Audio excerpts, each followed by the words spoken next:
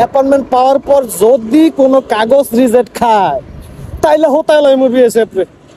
আসসালামু আলাইকুম, সবাই কেমন আছেন? আশা করি আলহামদুলিল্লাহ ভালো আছেন। আমার বড় পেজটা হতে হোতাইল আছে সর্দার ব্লগস, এটা সর্দার ব্লগস 2।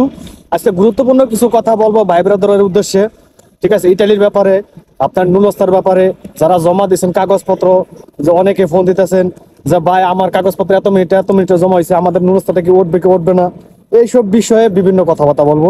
কিন্তু তার আগে আমি বলবো যে আমার কলিজা ভাই ব্রাদার, আমার ইউটিউব চ্যানেলটা এবং আমার ফেসবুক পেজটা, যারা আপনারা ভিডিও দেখবেন ইউটিউব চ্যানেলে সাবস্ক্রাইব করবেন এবং ফেসবুক পেজটাকে ফলো দিয়া শেয়ার দেওয়া আর অন্যান্য মানুষকে দেখার সুযোগ করে দিবেন, ঠিক আছে?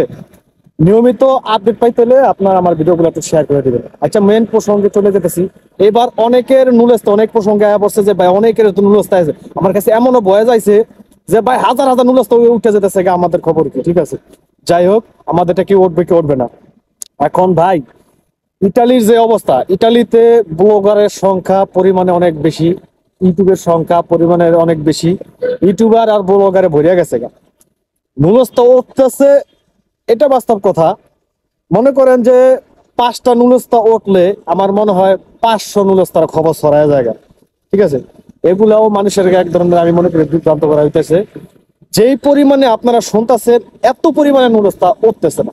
সবাই মাত্র আবেদন গেছে কতদিন, আরো 40-50 দিন বা 60 দিন যাক, তারপর দেখবেন নুলস্তা মোটামুটি ভালো পরিমাণে ওঠা শুরু হইব। বর্তমান নুলস্তা উঠলো আমার হিসাবে, আমি যেটা মনে করি যে টাকা পয়সা লেনদেন না করাটাই ভালো। যেহেতু বিএসএফ গ্লোবাল একটা সিস্টেম করে দিছে অ্যাপয়েন্টমেন্ট নেওয়ার ব্যাপারে, আপনার নুলস্তা অরিজিনাল থাকলে আপনি অ্যাপয়েন্টমেন্ট নিতে পারবেন। সেই হিসাবে আমি মনে করি যে আগে আপনি যাদের সাথে কাগজপত্র জমা দিয়েছেন তাদের দিয়ে আগে অ্যাপয়েন্টমেন্ট নেওয়ান। অ্যাপয়েন্টমেন্ট নেওয়ার পর মোটামুটি একটা আশঙ্কা থাকে তা যে ভিসাটা হওয়ার সম্ভাবনা আছে। অপেক্ষা থাকছে, অ্যাপয়েন্টমেন্ট পাওয়ার পর যদি কোনো কাগজ রিজেক্ট খায় তাইলে হোতাইল বিএসএফ রে। বিএসএফ তাইলে হোতাইল, তাইলে আপনারা কেমন তো কন্ট্রোল করে মনে করেন অ্যাপয়েন্টমেন্ট দিচ্ছেন, দেওয়ার পর এইগুলা রিজেক্ট খাইলো কেন? এটা হলো মেইন প্রসঙ্গ, ঠিক আছে? এখন তারপর যদি রিজেক্ট খায় তাহলে তো মানুষ সেই টাকা পয়সা লেনদেন করে ক্ষতিগ্রস্ত হয়েই গেল। আর যারা টাকা পয়সা লেনদেন করবে সে লেনদেন করতে পারেন, করেন। যদি হালকা পাতলা বা একবারে ফ্রি ভাবে, অবশ্য কেউ আপনার নুলস্তা ছাড়াইতে পারবো না, এটাই বাস্তব। কিন্তু এটা হয়তো বা এরকম হইতে না হওয়ার সম্ভাবনা সবচেয়ে বেশি।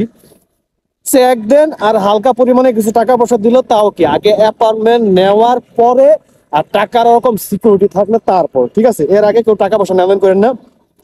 আর বিশেষ করে যে নুলস্তা গুলা বাড়িয়েছে, এমন হইতে পারে যে নুলস্তা গুলা বাড়িয়েছে কিন্তু মালিকরা কাগজপত্র আল্লাহ করার জন্য আবার টাইম দিতে পারে। কিছু কাগজপত্র মাঙ্কা থাকলে বলতে পারে, একটা সময় দিতে পারে 10 দিন, 15 দিন, 1 সপ্তাহ, যে এর ভিতরে ডকুমেন্ট গুলো আল্লাহ করার জন্য, ঠিক আছে? এখন সেগুলো যদি না করে তাহলে নুলস্তা উঠলে কিন্তু নুলস্তাটা রিজেক্ট হয়ে যাবো। আর অনেক ভাই বোনরা আছে যে ভাই আমারটা যে কাগজ জমা দিচ্ছি এত মিনিটে আমাদের নুলস্তা কি উঠবো কি উঠবো না। আরে ভাই সাধারণভাবে একটা বোঝেন না কি জন্য আপনার কাগজ 1 মিনিটে জমাও, সেটা দেখার বিষয় না। আমাদের কাগজ 1 মিনিটে, মনে করেন যে 500 লোকের নুলস্তা দিব ইটালির সরকার, বাংলাদেশে যে কোটা আছে এর ভিতরে 500 জনের মনে করেন যে 1 মিনিটে কাগজ জমা হয়েছে। আর 500 জনের 1 মিনিটে কাগজ জমা হইলে মনে করেন যে 470 জন বা 490 জনের এই যখন দোমান্দা করছে মালিকের ডকুমেন্ট অনেক কিছু ঠিক নেই।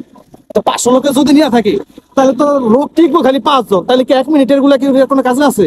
তাহলে তো পরবর্তী মিনিট গুলো আবার শুরু হইবে। এখানে কত মিনিটে কাগজ জমা দিলেন এটা আমার হিসেবে মূলত মুখ্য বিষয় না, ঠিক আছে? মূলত কোনো গ্যারান্টি কেউ দিতে পারবো না যে আমার এত মিনিটে জমা হয়েছে আমার উঠবো, আমার এত মিনিটে জমা হয়েছে আমার উঠবো না। এবং এমনও কেউ গ্যারান্টি দিতে পারবো না যে 1 বছর পরও কেউ বলতে পারবো, 2 বছর পরও কেউ বলতে পারবো না নুলস্তা না উঠলে যে আপনার নুলস্তা উঠবো না। নুলস্তা উঠতে পারে, আমাদের এরকম বহুত প্রমাণ দেখছি, কাগজ জমা দিচ্ছে তার 2 বছর পর, 2.5 বছর পরও নুলস্তা উঠছে। এটা অস্বাভাবিক কিছু না। সময়ের ভিতরে কাগজটা জমা দিতে পারলে ওটার সম্ভাবনা বেশি থাকে।